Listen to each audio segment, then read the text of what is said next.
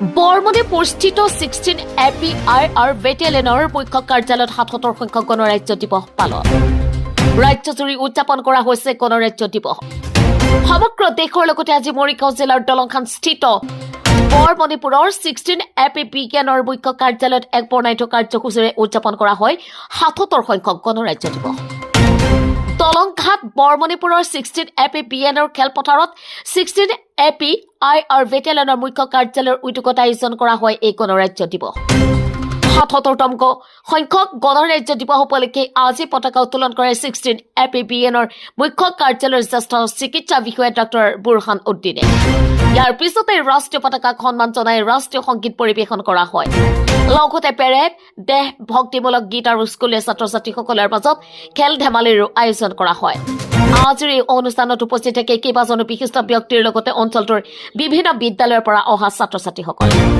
টুকটুকিৰ পৰা জালালুদ্দিন আহমেদৰ report, UNB news.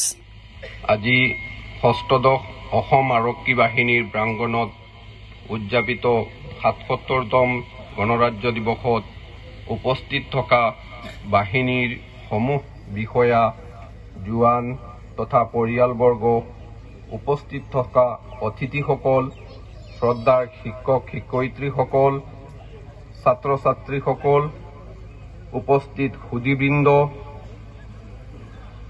উপস্থিত গণমাধ্যমৰ সাংবাদিক বন্ধু বান্ধৱীসকল, আজিৰ এই পবিত্ৰ ক্ষণতে মই সকলোকে আন্তৰিক অভিনন্দন আৰু কৃতজ্ঞতা জ্ঞাপন কৰিছোঁ আৰু এই গণৰাজ্য দিৱসৰ শুভেচ্ছাও জনাইছোঁ।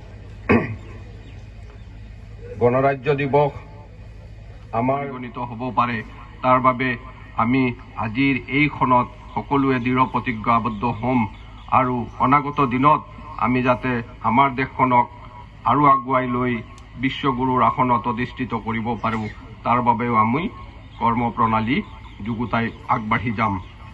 সদৌশেষত মই আজি এই ৭৭তম গণৰাজ্য দিৱসত উপস্থিত থকা বাহিনীৰ প্ৰতিজন বিষয়া, প্ৰতিজন জোৱান, তেখেতসকলৰ পৰিয়ালবৰ্গ, ইয়াত উপস্থিত থকা মৰমৰ ছাত্ৰ ছাত্ৰী বন্ধু বান্ধৱীসকল, ইয়াত উপস্থিত থকা এই অঞ্চলৰ শিক্ষক শিক্ষয়িত্ৰীসকল, সন্মুখত প্ৰত্যক্ষ কৰা সংবাদসেৱী বন্ধুসকল, সকলোকে পুনৰবাৰ আন্তৰিক অভিনন্দন জনাইছোঁ। এইখিনিকে কৈ মই মোৰ বক্তব্য ইয়াতে সামৰি মাৰিছোঁ। জয় হিন্দ।